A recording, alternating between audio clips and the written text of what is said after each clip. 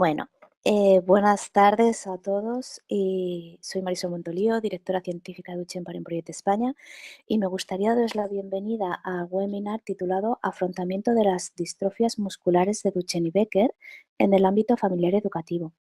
Se trata del tercer webinar de nuestra serie Duchenne al Día, que es una propuesta dirigida a toda la gente interesada en las distrofias musculares de Duchenne y Becker, cuyo objetivo principal es poder dar a conocer diferentes temas de actualidad de estas enfermedades, además de las actividades que desarrolla Duchenne Parent Project España.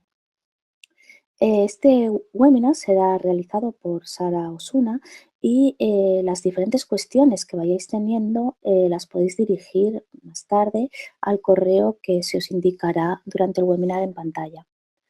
Sara Osuna Macho se licenció en Psicología en el año 2012 en la Universidad de Sevilla.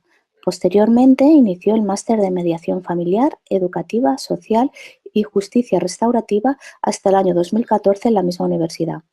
Estuvo trabajando con niños con problemas comportamentales para ya en el año 2015 seguir su carrera profesional con el máster de Intervención Psicológica Integral en enfermedades poco frecuentes, especializándose en las distrofias musculares de Duchenne y Becker.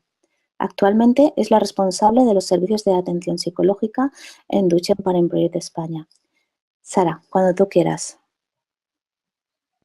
Muchas gracias, Marisol, y muchas gracias a todas las personas por acudir a dicha webinar. Para mí es un placer poder compartir con todos una información tan primordial como vamos a tratar esta tarde.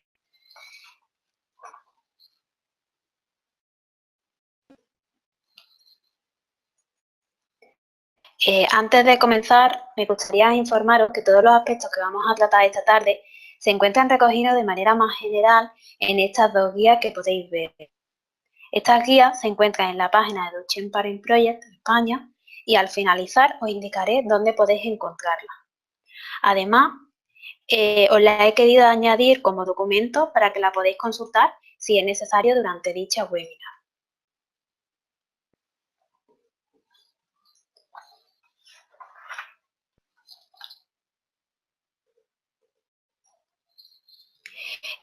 Como os he comentado anteriormente, comenzaré aportando un poco de información más específica de la guía de cómo hablar con sus hijos sobre la distrofia muscular de Duchenne.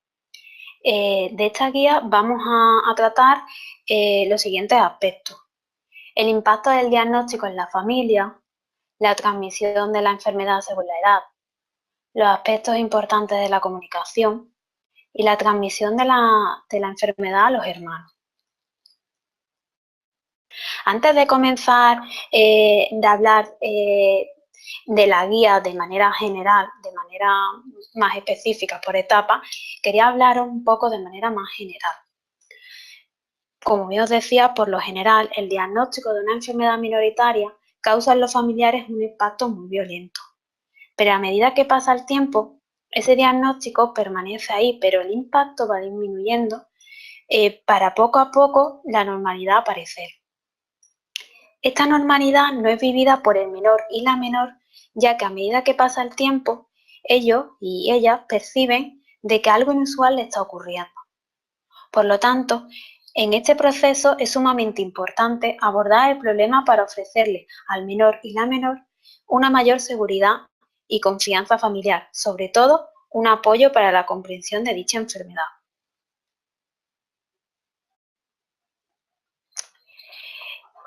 Una de las preguntas muy típicas de los padres, una de las preguntas más importantes y más frecuentes que se hacen los padres, es el momento adecuado de transmitir la enfermedad al niño o a la niña. Yo considero que no hay ni edad ni momento exacto para la comunicación de la enfermedad.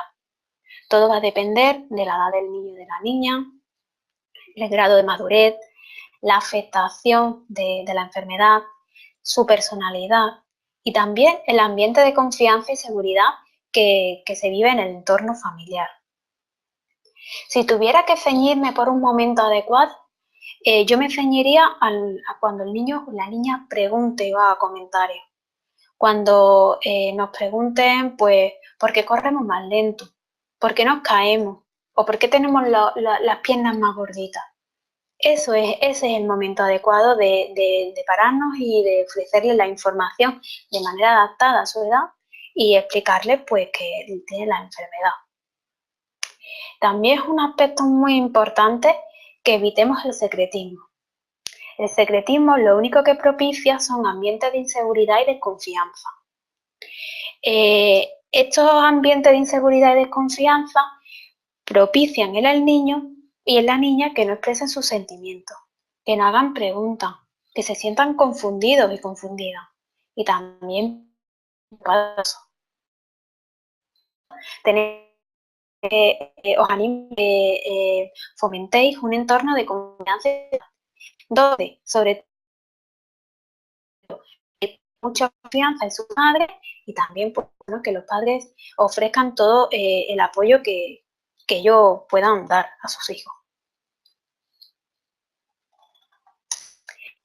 Ahora me gustaría explicaros un poco cómo debemos de afrontar las preguntas sobre la enfermedad según la edad del menor y la menor. Entre los 2 y los 6 años, los niños comprenden la enfermedad, pues bien que está causado por factores externos, como si fuera un virus, o por una acción concreta. Por ejemplo, me he portado mal o el otro día me caí y por eso tengo la enfermedad. También en estas edades, el niño tiene capacidad para interpretar los mensajes no verbales de su entorno, que le sugieren que algo está ocurriendo.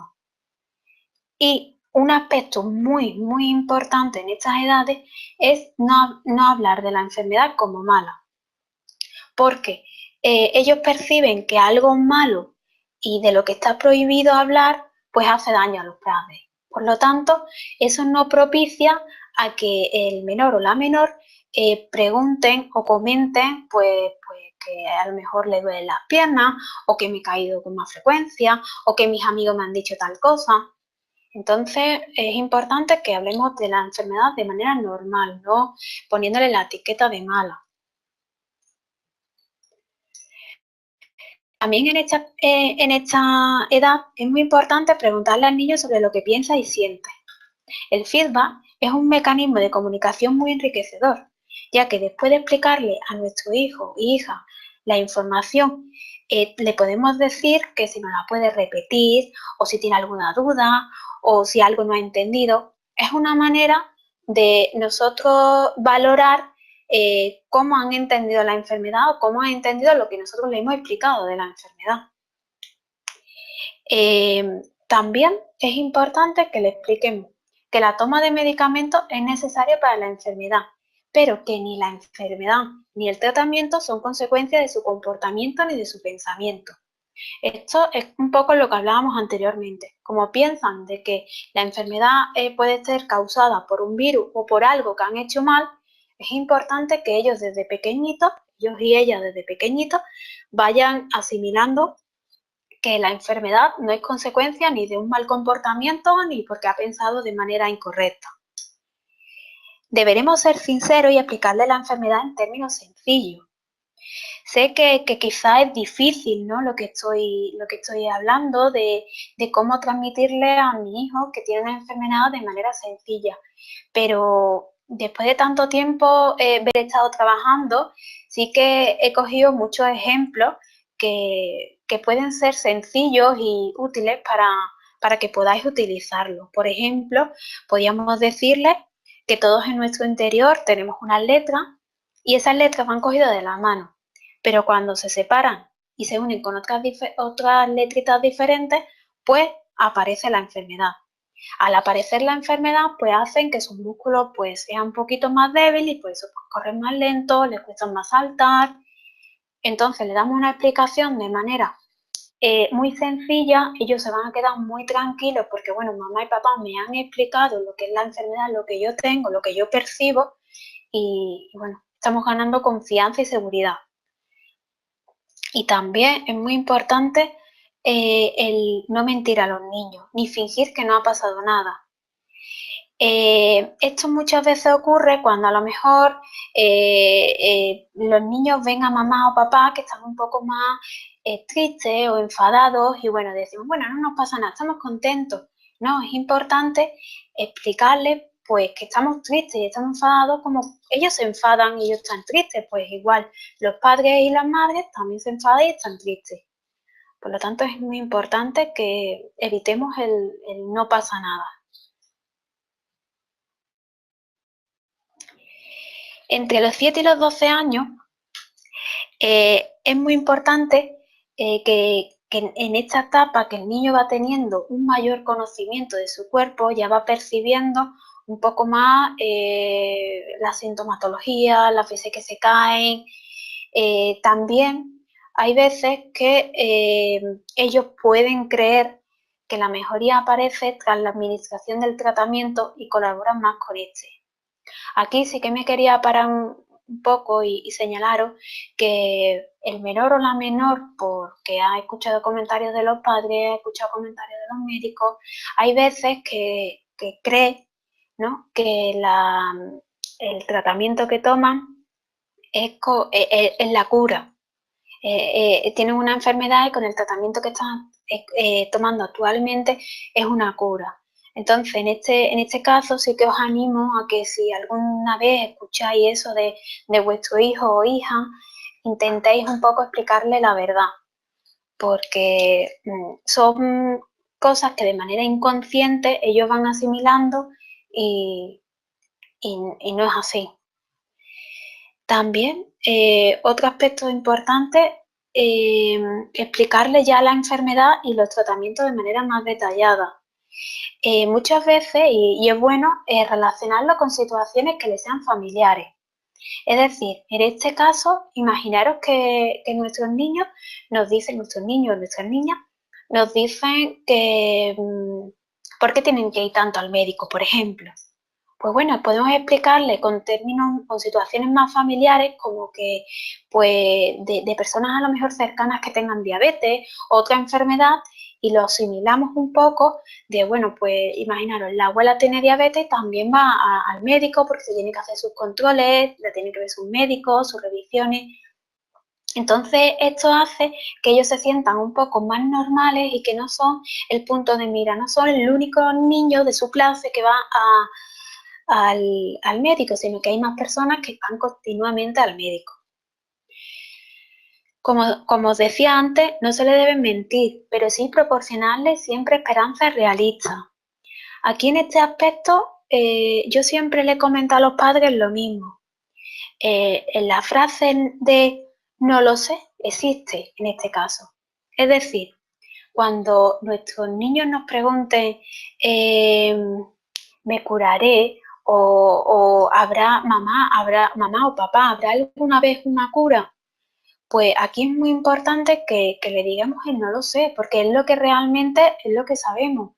Realmente ahora mismo pues no hay nada que cure, pero no sabemos dentro de 2 años, un mes, 3 meses, no lo sabemos.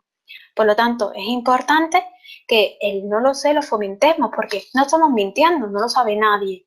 Y diciéndole esto, pues bueno, pues le decimos que no lo sé, pero que lo que sí sabemos seguro es que hay un montón de personas investigando y trabajando para conseguirlo. Eso creará un ambiente también de confianza y seguridad, porque el niño y la niña verá que no le estamos mintiendo y además que le estamos aportando esperanzas realistas, porque al fin y al cabo es lo que hay, porque es algo realista. También le animaremos a expresar sus miedos y preocupaciones.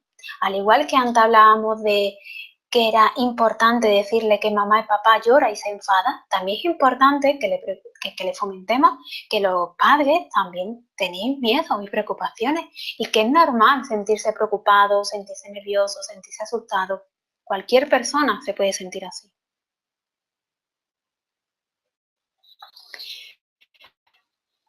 A partir de los 12 años, en estas edades normalmente ya poseen mucha información sobre la enfermedad e incluso en la mayoría de los casos ya algunos niños y niñas utilizan silla de ruedas.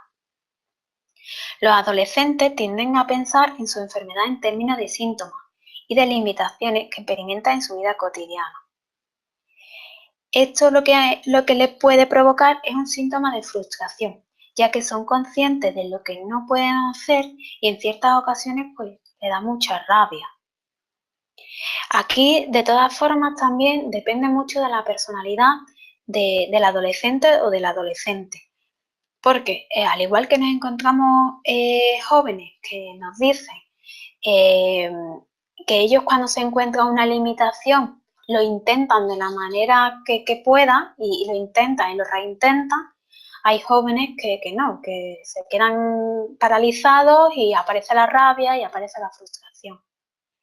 En esta edad es muy frecuente la frustración debido a que se van encontrando más limitaciones en comparación con el resto de sus compañeros. También en estas edades aparecerán los periodos de ambivalencia característicos. Habrá momentos en el cual el niño se quiera que sea tratado como un adulto y habrá también periodos en los cuales necesita el apoyo y el cariño y la seguridad que le proporciona su padre. Por lo tanto, aquí también con esta edad ya quieren ser un poquito más independientes, pero necesitan todavía el respaldo un poco en algunas ocasiones de los padres. Por lo tanto, nos mostraremos cercanos, disponibles para hablar con él y algo muy importante es que en la medida que podáis no agobiarlo, porque en estas edades aparece mucho mi mamá y mi papá me agobia y es importante eso. También le ayudaremos a que se sienta seguro expresando sus sentimientos, al igual que lo fomentamos en los niños pequeñitos, también tenemos que fomentarlos en los jóvenes, que vayan expresando sus sentimientos, al igual que los padres lo expresan. Es decir, si vivimos en un ambiente familiar en el cual mamá y papá y los hermanos y hermanas expresan los sentimientos, ellos eso, como quien dice, lo verán como un modelo y ellos también expresarán sus sentimientos. Expresando sus sentimientos, pues se sentirán mucho más seguros. Y bueno, y por último, favoreceremos su participación respecto a la información que necesiten y a la toma de decisiones. Importante. Referente a todo lo hablado, a mí me gustaría destacar unos cuantos puntos para sobresaltarlos un poco. En todas las edades, algo muy importante, y lo acabamos de hablar, son las palabras y las explicaciones sencillas. Cuando queremos darle una explicación sobre la enfermedad que padece el niño o la niña, no hace falta que le expliquemos la mutación que tiene, la deleción, no. En términos sencillos, adaptados a su edad. Y bueno, como el ejemplo que os ponía de las letritas o cualquier otro ejemplo que es para su edad. Como decíamos, deberemos ser sinceros, no debemos de mentir. Podemos ocultar, pues claro, si nosotros no queremos informar de todo lo que conlleva la enfermedad, pues claro, podemos ocultar, pero no mentir, decir la verdad a lo que ellos nos preguntan. Contestar siempre, eso es muy importante. Sé que es difícil cuando estamos conduciendo, por ejemplo, y nuestro hijo nos pregunta, mamá, tengo una enfermedad. Entonces eso es como un momento de paralización, te paralizas, no sabes qué decir, no sabes qué hacer. Es muy importante que en estos aspectos, en estos momentos, cuando nos pillas de imprevisto, porque suelen hacer las preguntas y los comentarios de manera imprevista, es muy importante que utilicemos la muletilla.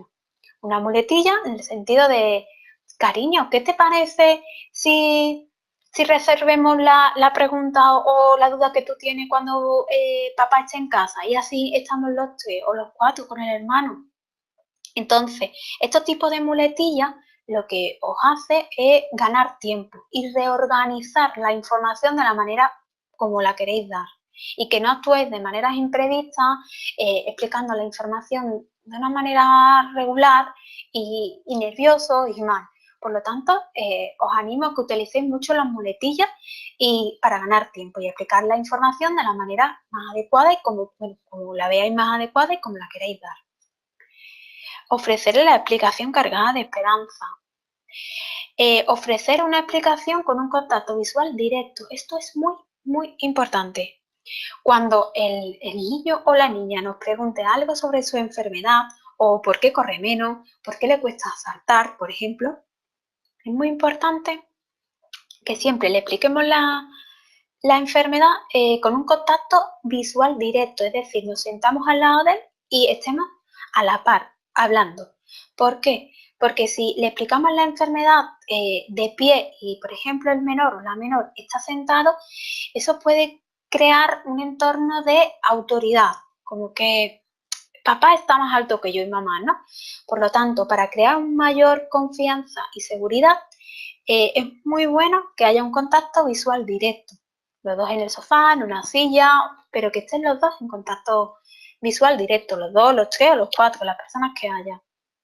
Utilizáis el diálogo y también podéis utilizar algunos juegos, algunas actividades, algunas herramientas donde además de que el menor o la menor exprese sus sentimientos, también puede ayudaros a descubrir un poco qué ellos saben de la enfermedad, que también se utiliza mucho.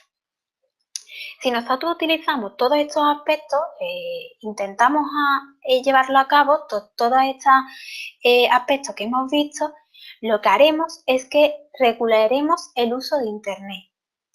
Ya sabemos que Internet no es un buen mecanismo de información para un menor. Nada más que pongan el nombre de la enfermedad, va a aparecer un montón de información verdadera o falsa. Entonces, es muy importante que tengamos un ambiente de seguridad y confianza en la familia para que ellos no necesiten utilizar el Internet para ver algo que demandan, que ellos todavía no han querido preguntar.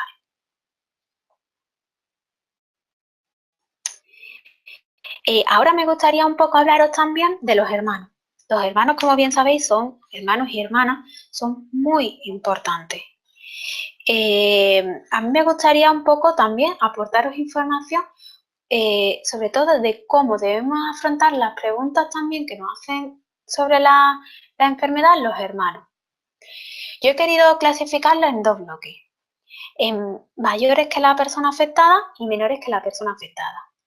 Si hablamos de hermanos y hermanas mayores que la persona afectada, pues bueno, al ser mayor son personas que son más conscientes de la realidad, hacen preguntas hacia la sintomatología del hermano, son niños y niñas muy responsables, son niños y niñas que ayudan a sus padres en todo lo que necesiten el hermano, pues pueden hacer un poco de niñero para que los padres tengan unos días libres, ayudan a vestirlo, ayudan a darle la vuelta en la cama, los acompañan a cualquier sitio. Entonces son niños muy responsables que poquito a poco, de manera inconsciente, nadie se los fomenta, sino que ellos van adquiriendo la responsabilidad. También en estos casos es muy importante ofrecerles ayuda de otros profesionales. ¿Por qué? Porque en estos niños y niñas normalmente, en algunas ocasiones, no todas, pero en algunas ocasiones, pues bueno, pueden aparecer los celos, la soledad, el aislamiento. Entonces es muy importante que haya un profesional que le ayude a canalizar esas emociones. Yo, desde el Servicio de Atención Psicológica de Duchen Parés Project España, se trabaja con todos los hermanos de los niños afectados, que son socios de la asociación, y se trabaja tanto de manera individual como de manera grupal. De manera individual, pues como he comentado, se trabaja un poco canalizando las emociones que pueden sentir, como el aislamiento, la soledad, los celos. Y por otra parte, también de manera grupal, se trabaja con todos ellos reunidos para que compartan sus experiencias del día a día y que al compartir la vivencia del día a día, ellos se sientan bien, se sientan no únicos, sino niños normales, que hay niños niños y niñas que viven el día a día igual que ellos y no se sientan únicos. Referente a, si nos pasamos al otro bloque, a los menores, los hermanos menores que las personas afectadas, en este aspecto le iremos explicando un poco la enfermedad más o menos al mismo nivel que de la persona que lo padece. Más o menos porque, bueno, van percibiendo que el hermano le va pasando algo y bueno, necesitan más información. Es muy importante que le expliquemos el porqué del cuidado.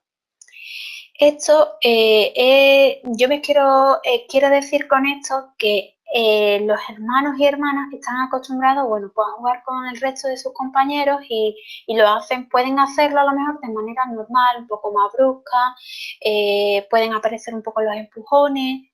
Entonces es importante que le expliquemos, pues bueno, porque el hermano o la hermana necesita un poco de más cuidado y que, bueno, pues no podemos empujarle de manera bruscamente, no podemos correr mucho para no cansarla, pero esta información hay que darla de manera tranquila para que el niño no se alerte, para que el niño no le dé miedo de jugar con su hermano o su hermana, sino de manera que él lo comprenda y que vea bueno, que debe de jugar más tranquilamente con su hermano o su hermana, pero no de manera preocupante.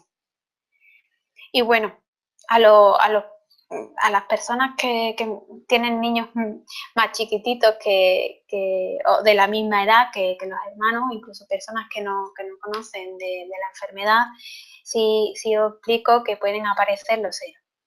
Pueden aparecer los celos porque de manera inconsciente los padres, pues bueno, dedican más tiempo a la persona que más lo necesita. En este caso, la persona que más lo necesita es el menor afectado, el menor o la menor afectada. Entonces, ellos ven, pues bueno, pues que no están igual de tiempo que el tiempo que dedican mis padres con mi hermano que conmigo. Entonces aparecen los celos. Aquí en este aspecto yo os animo a que cuando estéis dando un masaje al niño o a la niña, se lo hagáis también al hermano o la hermana. Cuando vayáis a hidroterapia, pues si podéis, se lo lleváis, que lo incluyáis en todas las actividades para que haya menos celos posible.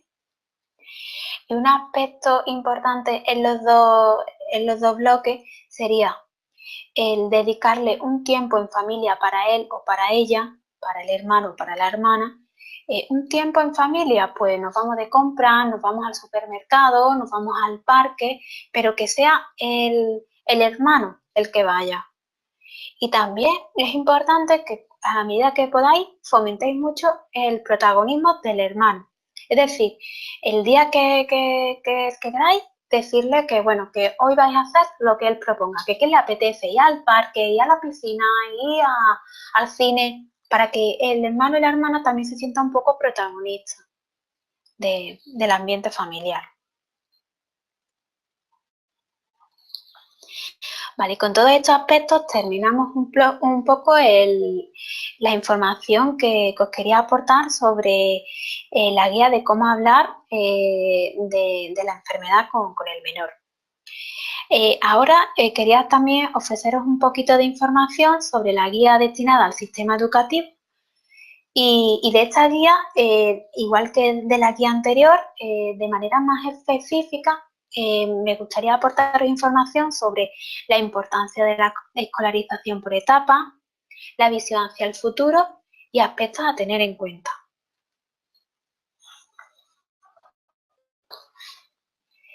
De manera general, la escolarización de un menor suele ser una etapa cargada de miedo e incertidumbre para los padres. Pero cuando hablamos de menores con distrofia musculares de Duchenne o Becker, quizás esas emociones son más intensas, ya que son menores que necesitan más dedicación y más cuidado. Por lo tanto, una coordinación entre la familia y los profesionales educativos es muy importante. También, otro aspecto muy importante es hacer público la enfermedad. Aquí también muchos padres que vienen con la duda, la incertidumbre de cuándo decirlo, de cuándo debemos de transmitir la información sobre la enfermedad. Yo pienso que una de las premisas que debemos de partir, incluso lo pongo en el dibujo, a medida que más fuerte está, creo que es más importante. Un ámbito muy importante de conciencia de la enfermedad es la familia. La familia debe de saber la enfermedad del menor o la menor, pues simplemente porque nos pueden ayudar en todos los aspectos. Apoyo, confianza, se pueden quedar con el niño o la niña, lo pueden llevar al médico. Es muy importante que la familia conozca la enfermedad. Después, otro ámbito que debe de saberse la enfermedad es el sistema educativo. como bien os decía antes, es muy importante que los profesores y las profesoras conozcan de la enfermedad del niño o de la niña. Es muy importante, porque ellos son personas que están, pues, unas 8 horas con el niño. Entonces, pues casi la mitad del día, al fin y al cabo, están con el niño o la niña. Entonces, son educadores, ¿no? Educadores que deben de saber todas las necesidades, limitaciones y adaptaciones que el niño o la niña necesite. También, aunque hay veces que bueno, nos echa un poco hacia atrás, pero es importante que los compañeros y las compañeras sepan de la enfermedad. ¿Por qué? Porque normalmente, si los compañeros no saben de la enfermedad, puede aparecer los motes, los malentendidos de, pues tú corres muy lento, eres tortuga, cualquier mote o palabra malsonante que pueden venir de los compañeros. Sin embargo, si los compañeros saben de la enfermedad, saben no tenemos que explicarle toda la enfermedad, sino también lo mismo adaptado a su edad. Pues mira, pues que tiene un poco los músculos débiles y corre un poquito más lento, al igual que cualquier otro compañero de clase que tiene gafas, pues tiene los ojos un poquito más débiles y bueno, pues necesita gafas. Es igual,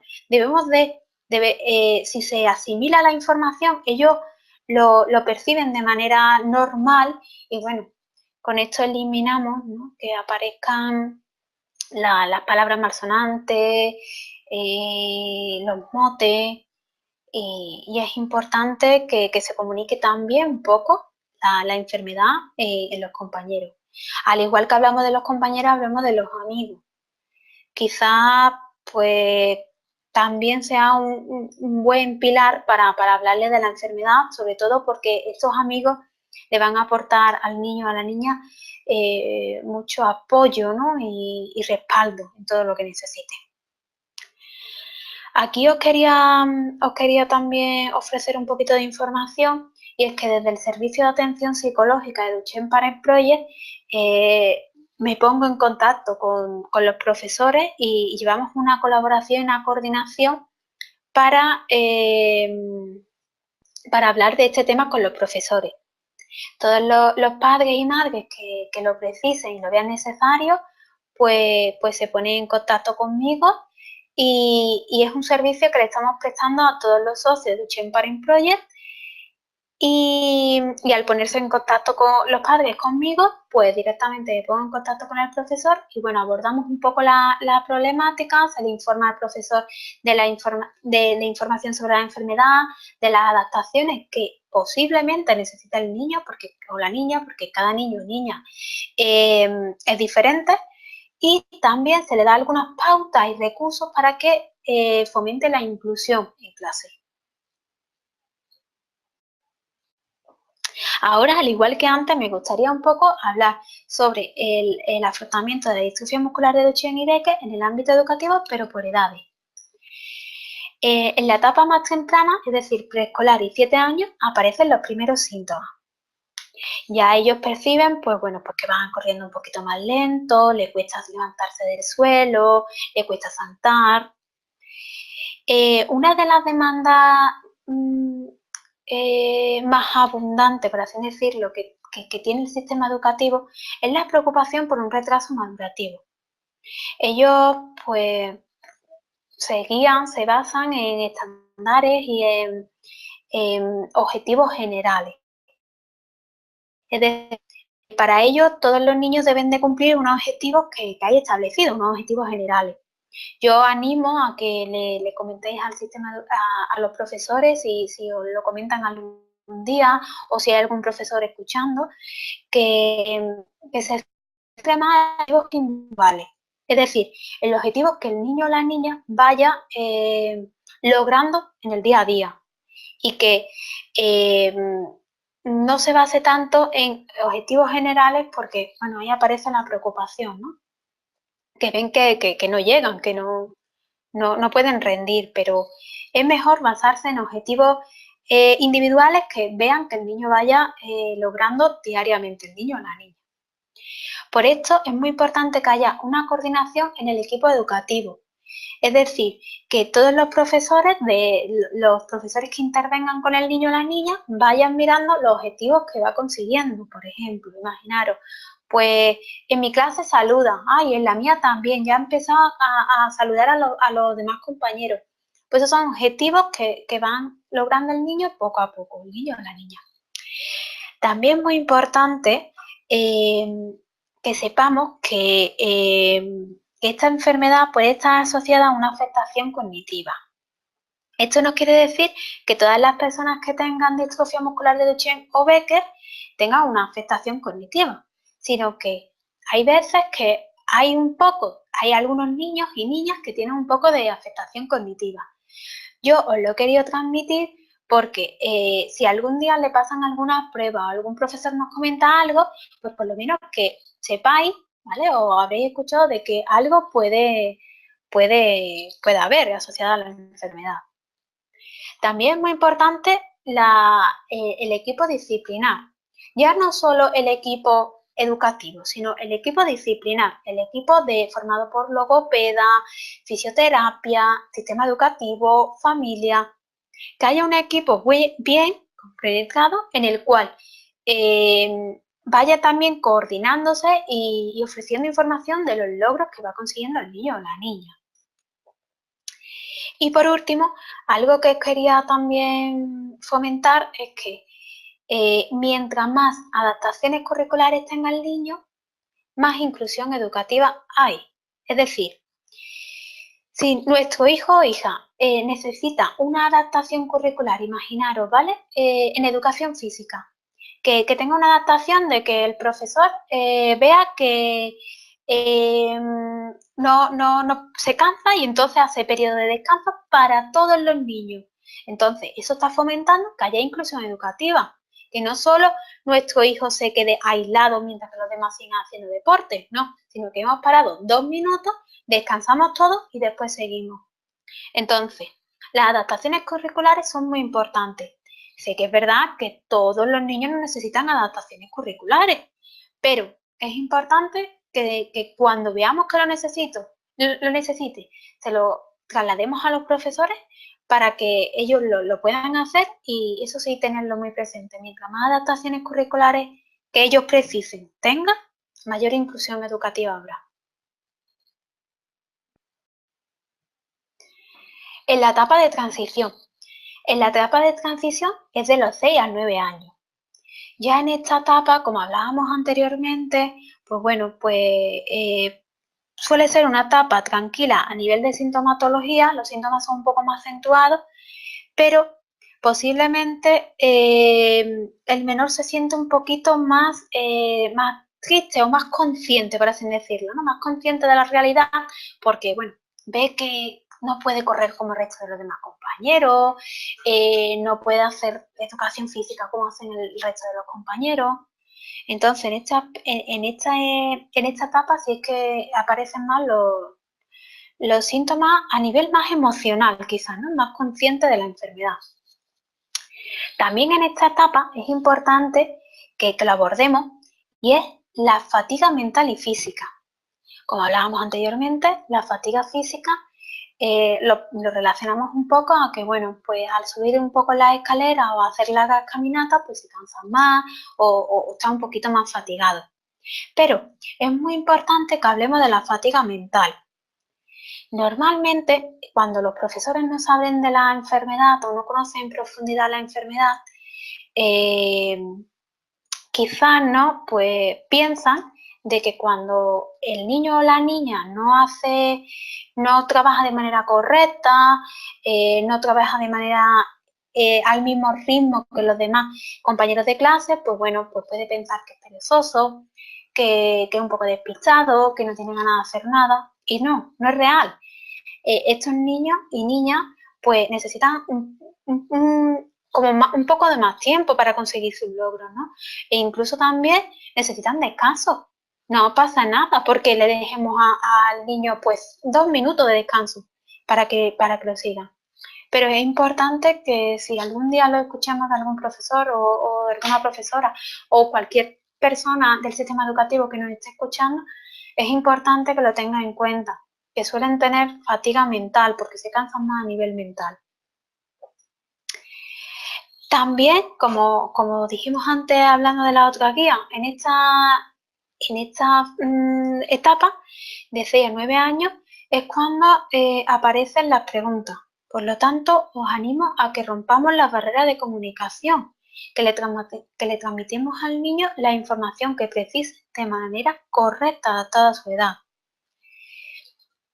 Como os decía antes, la sintomatología emocional más acentuada. ¿Por qué? Porque, bueno, van viendo que no pueden hacer lo que hacen el resto de los compañeros, entonces, bueno, aparece más la frustración, la rabia, imagino que aparecerá también un poco la rabieta de por qué no puedo conseguirlo.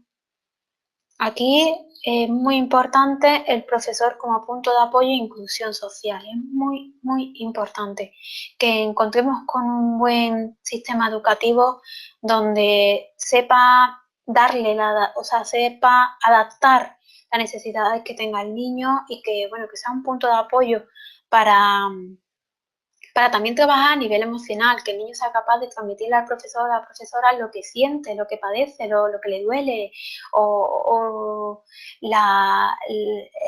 los comentarios que hacen los compañeros de él. Es muy importante, sobre todo que fomente la inclusión en clase.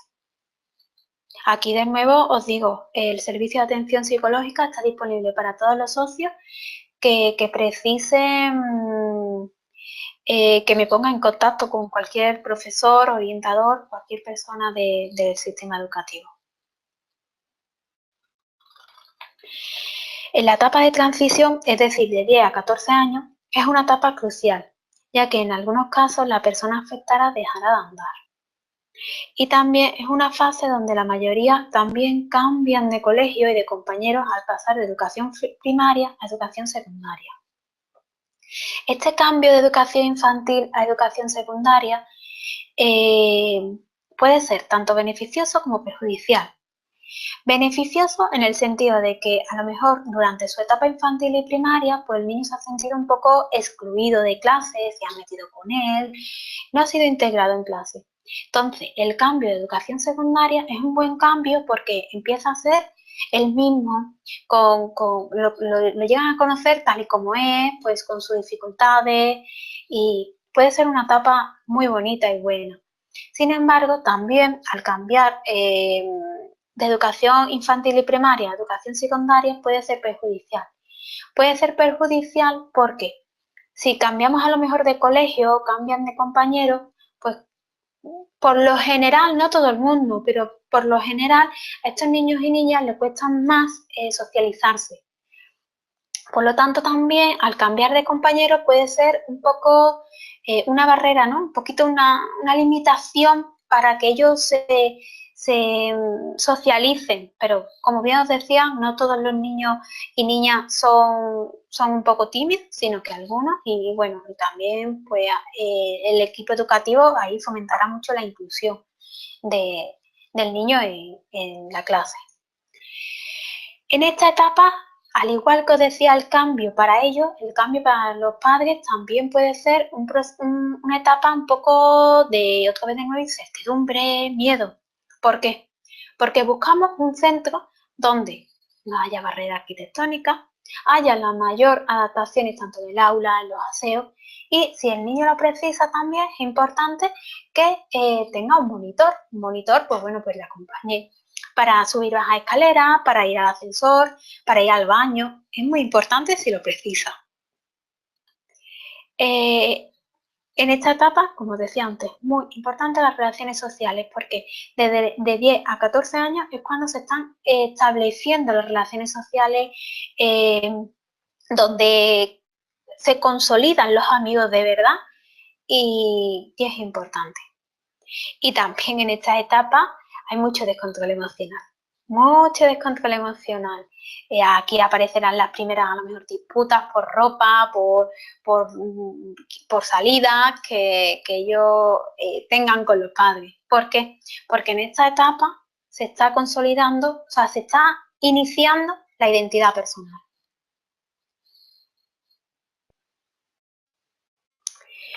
Vale. Ya en la etapa adolescente o adulto, es diferente, porque bueno, ya son niños y niñas con 15 o 18 años, precisan algunas adaptaciones más específicas, por lo tanto, la familia, los padres y las madres debéis de estar a lo mejor aquí donde debe haber más conexión con el sistema educativo, porque deberíamos de decirles todas las adaptaciones que el menor, o sea, ya el adolescente o la adolescente lo necesite. Aquí, por ejemplo, he puesto una foto de un joven en el cual está en casa con su ordenador con todas las adaptaciones. Él está en su mesa trabajando con el ordenador, bueno, estudiando, haciendo sus deberes, está y está en silla de manera correcta. Entonces, es importante que la coordinación entre la familia y el centro educativo en estas edades, yo creo que es la más importante. También hay un aspecto que me gustaría tocar y es el ausentismo escolar. En estas edades es más usual que podamos ver a algunos adolescentes que no asistan al instituto. Yo personalmente considero que no es totalmente correcto, por así decirlo, ya que con la ausencia al centro le estamos propiciando un mayor aislamiento social, le estamos disminuyendo su valía personal y motivación, y la mayoría de las veces un mal uso de los videojuegos. Sé que estamos en edades muy difíciles, que bueno, que por cansancio, porque no se encuentran a gusto, pueden dejar el instituto, pero es importante que le apoyemos y le animemos a que siga. Por ese motivo, porque perderán motivación, valía personal, incluso la mayoría hacen un mal uso de los videojuegos. En esta etapa también aparece de nuevo el descontrol emocional. Aparece y aquí en esta etapa sí se consolida la identidad personal. Ellos todavía pues están no saben que su personalidad, están ahí todas las emociones, todos los sentimientos y en esta etapa ya es cuando se consolida.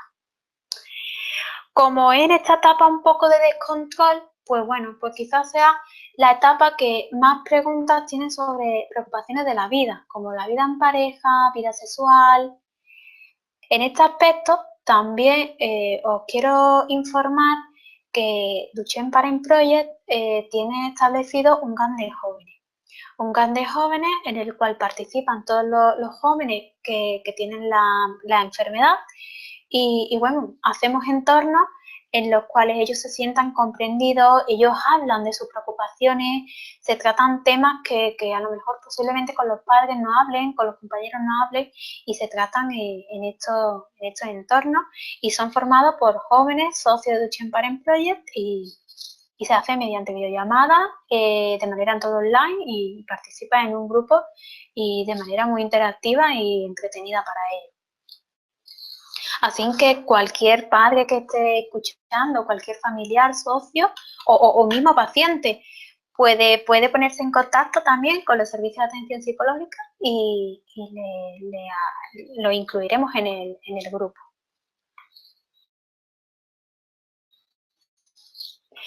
Por último, etapa adulta. La etapa adulta quizás sea una etapa un poco más complicada, ¿no? Porque, bueno, ya son adultos, ya son un poquito más independientes a nivel personal, porque, bueno, por la enfermedad son más dependientes, ¿no?